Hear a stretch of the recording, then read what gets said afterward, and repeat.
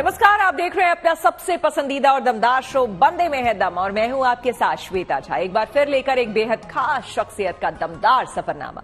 इस बार जिस शख्सियत का बेमिसाल सफरनामा लेकर हम हाजिर हुए हैं, उनसे 9 दिन की उसने पदयात्रा कर सनातन एकता का ऐतिहासिक अलग पूरे देश में जगा दिया है।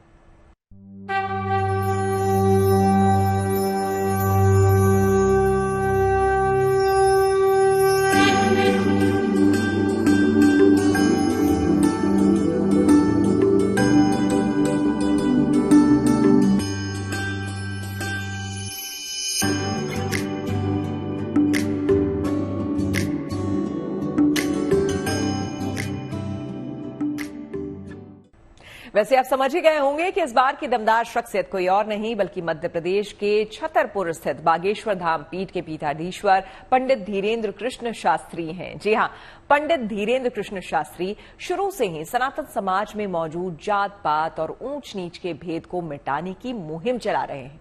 लेकिन 21 से 29 नवंबर के बीच 9 दिवसीय पदयात्रा कर उन्होंने जातिगत भेदभाव के खिलाफ गजब की चेतना पूरे देश में जगा दी है। पंडित धीरेन्द्र कृष्ण शास्त्री की पदयात्रा सनातन एकता के लिए मील का पत्थर साबित होगी, इसमें कोई संदेह नहीं है।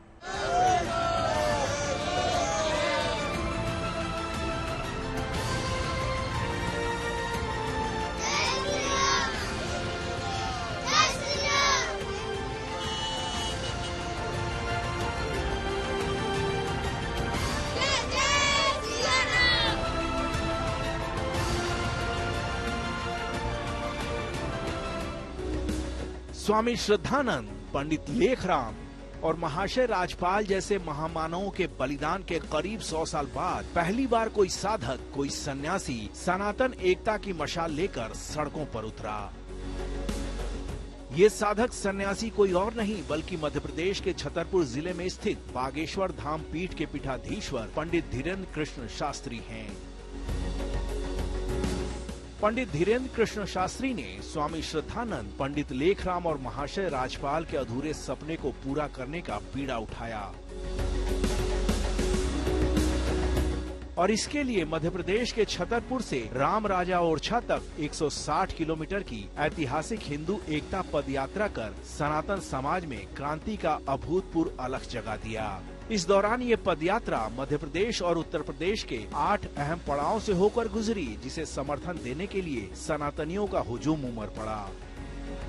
बहुत दिनों के बाद एक ऐसा सन्यासी, एक ऐसा तपस्वी, एक ऐसा साधक, एक ऐसा योद्धा, एक ऐसा विरक्त भाव वाला वैरागी हम सबको मिला है। पहले स्वामी श्रद्धानंद ने किया तो इन लोगों ने, अब्दुल ने उनको गोली मार दी और इसी प्रकार के कार्य पंडित लेखराम ने किए, उनको गोली मार दी। महाशय राजपाल ने किए, उनके सीने में चाकू घोंप दिया। इसलिए हम सब एक हो जाएं, कोई हमारे आराध्य को बारे में कुछ ना कह पाए और पूज्य महाराज श्री का जो संकल्प है उसको हम चरितार्थ करने के लिए अपना योगदान दें।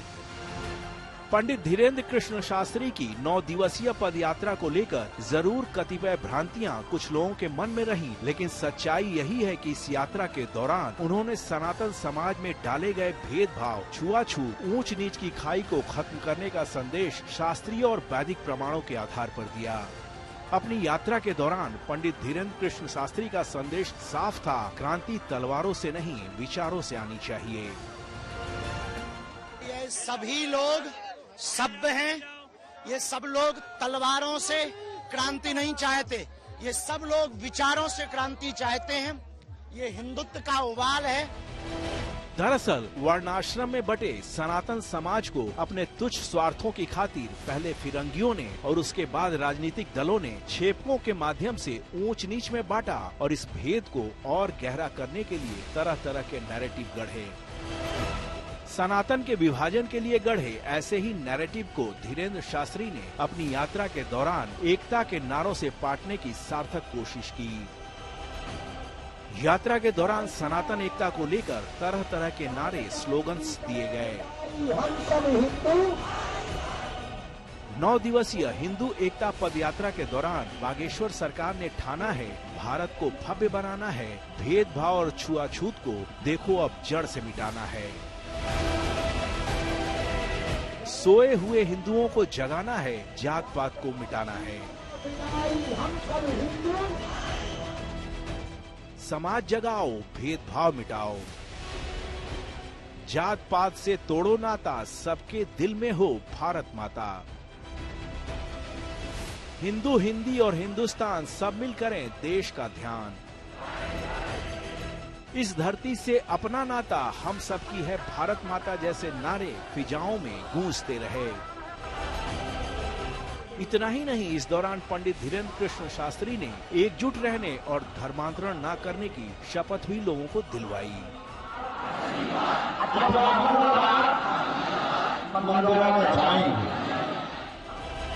पंडित धीरेन्द्र शास्त्री की पदयात्रा भूभाग के नजरिए से बेशक मध्य प्रदेश और यूपी के कुछ जिलों तक सीमित रही, लेकिन इसे देश ही नहीं दुनिया भर से आए लोगों का समर्थन मिला। यहाँ तक कि पड़ोसी देश नेपाल से भी सनातनियों का एक जत्था पूरी श्रद्धा के साथ इसमें शामिल हुआ। कहाँ से आई? जनकपुर से नेपाल।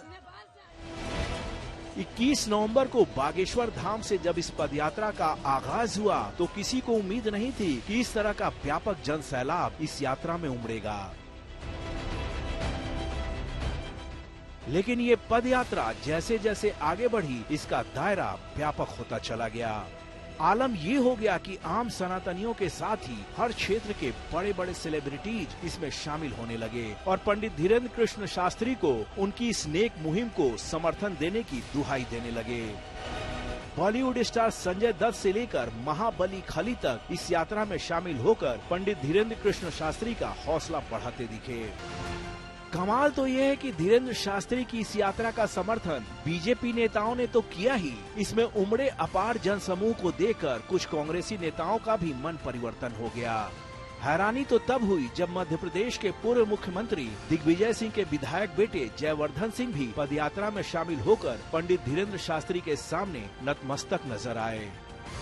सदैव बागेश्वर धाम महाराज का आशीर्वाद रहा है मेरे ऊपर, और जो वे ये कार्य कर रहे हैं सनातन धर्म के लिए कर रहे हैं और हम सब उनके साथ खड़े हैं। ये पंडित धीरेन्द्र कृष्ण शास्त्री की शख्सियत का असर है कि उनकी पदयात्रा का आह्वान सुनकर राजनेता से लेकर अभिनेता तक और साधु संत से लेकर समाज सुधारक तक सब उनकी पदयात्रा में शामिल होने को अपना सौभाग्य बताने लगे।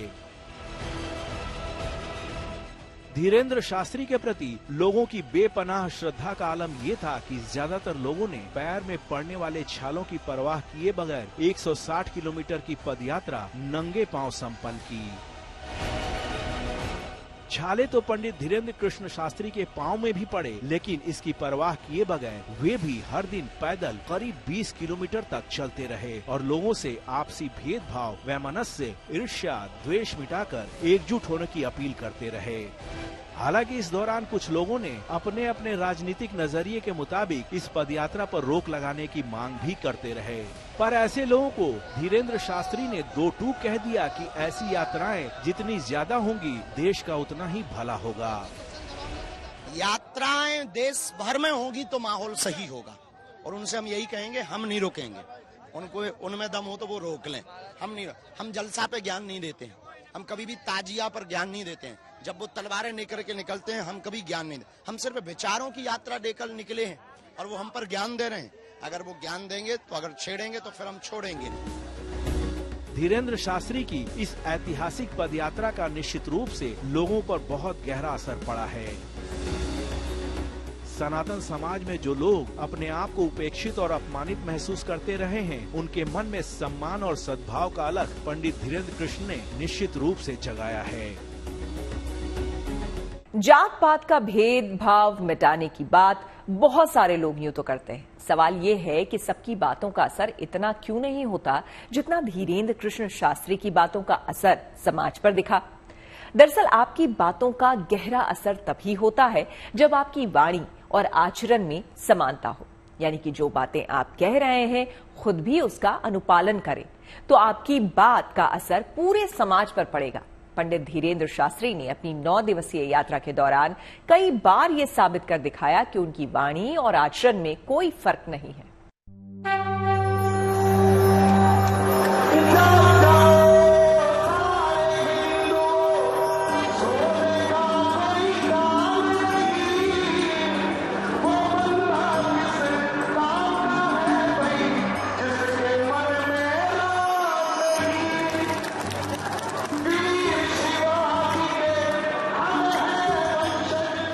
15वीं शताब्दी के युगातीत निर्गुण संत कबीरदास ने करीब 600 साल पहले समाज में पनप रहे जात पात और ऊंच नीच के भेद के खिलाफ ये कहते हुए एल्गार किया था कि जाति पाति पूछे ना कोई, हरि को भजय सो हरि का होई। दरअसल कबीर अहम ब्रह्मास्मि और तत्वमसि की गूढ़ आध्यात्मिक वैदिक स्थापनाओं के अनुभूति जन्य संत थे। इसीलिए उनकी तात्विक वाणी का असर उस जमाने में भी बहुत ज्यादा हुआ। तब लोग धर्म और मजहब की तंग संकुचित विचारधाराओं से निकलकर कबीर के अनुयायी बनने लगे। अगर आपकी वाणी आपके आचरण की अनुगामी होगी तो आपकी बातों का असर दूर तलक होगा। पंडित धीरेन्द्र कृष्ण शास्त्री की हिंदू एकता पदयात्रा की अभूतपूर्व कामयाबी में इस वैदिक दर्शन की झलक आप पा सकते हैं।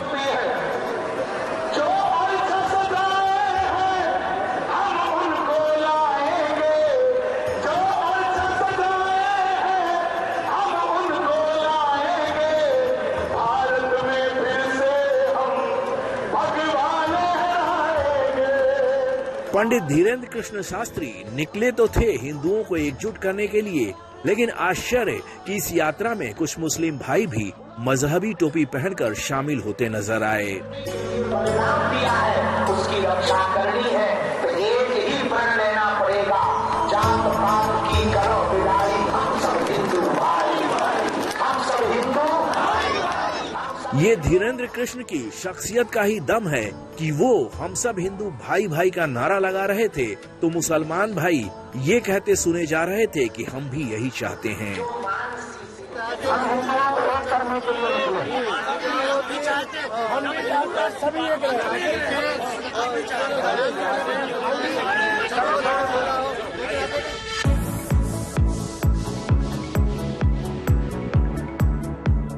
हिंदुस्तान वो पवित्र धरती है जहां से निकलकर सर्वे भवन्तु सुखिना और वसुधैव कुटुम्बकम का सद्भावनापूर्ण पावन संदेश पूरी दुनिया में फैला।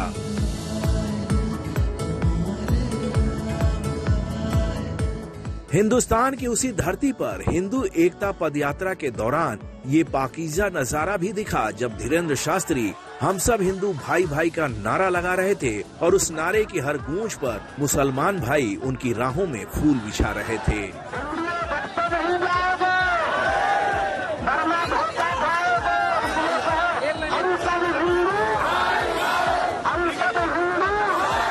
इस सादगी पे कौन न मर जाए ऐ खुदा, लड़ते हैं और हाथ में तलवार भी नहीं। दरअसल जब भावनाएं पवित्र होती हैं तो शब्द की सत्ता सजदे में आ जाती है। इसमें कोई संदेह नहीं कि हिंदू एकता पदयात्रा के सूत्रधार धीरेन्द्र कृष्ण शास्त्री के आचरण में संयम, संवेदना, सद्भावना, संस्कार और सदाचार का अक्स लोगों को दिखा। इसलिए 9 दिन तक अपार जनसमूह उमड़ने के बाद भी किसी तरह की कोई अप्रिय घटना नहीं हुई। हालांकि एक हादसा जरूर हुआ। इंसान सुविधाओं का नहीं बल्कि स्नेह और सम्मान का भूखा होता है। स्नेह और सम्मान मिले तो दुनिया का हर ऐश्वर्य वो छोड़ने को तैयार हो जाएगा। पंडित धीरेन्द्र कृष्ण शास्त्री ने अपनी 9 दिवसीय यात्रा के दौरान जमकर प्रेम और स्नेह लुटाया। यही वजह है कि लोगों को एकता के सूत्र में बांधने की उनकी मुहिम भी रंग ला रही है।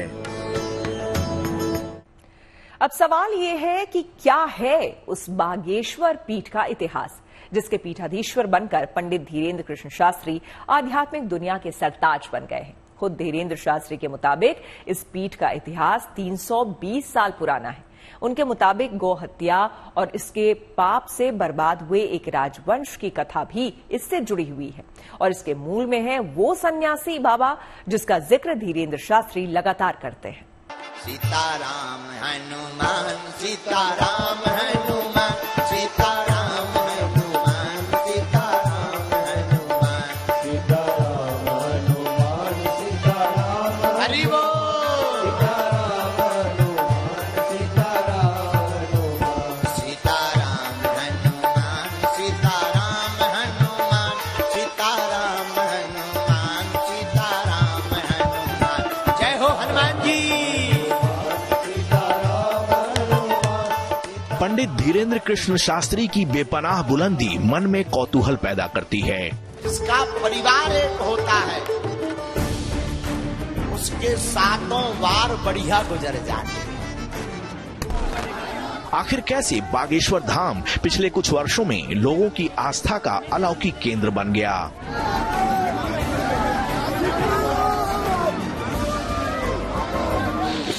आखिर कैसे बागेश्वर धाम के पीठाधीश्वर अनजाने ही लोगों की पर्ची बनाते हैं और वो सच साबित हो जाती है। हमें नाम कैसे पता लग गया? आपको तो सब पता है गुरुजी। अरे सब हो तो काने का।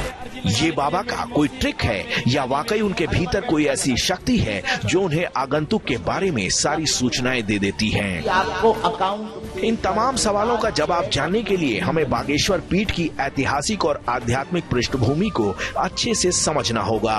इसको समझने के लिए हमें 320 साल पुराने इतिहास के पन्नों को पलटना होगा, जिसकी 4 प्रमुख कड़ियां हैं। इसकी पहली कड़ी है बागेश्वर धाम के परम आराध्य बालाजी यानी हनुमान जी। दूसरी कड़ी है 300 साल पहले इस पीठ में बालाजी को स्थापित करने वाले सन्यासी बाबा। तीसरी कड़ी है धीरेन्द्र शास्त्री के पितामह गुरु समान दादाजी भगवान दास गर्ग। और चौथी और मौजूदा कड़ी है स्वयं बागेश्वर पीठाधीश्वर पंडित धीरेन्द्र कृष्ण शास्त्री।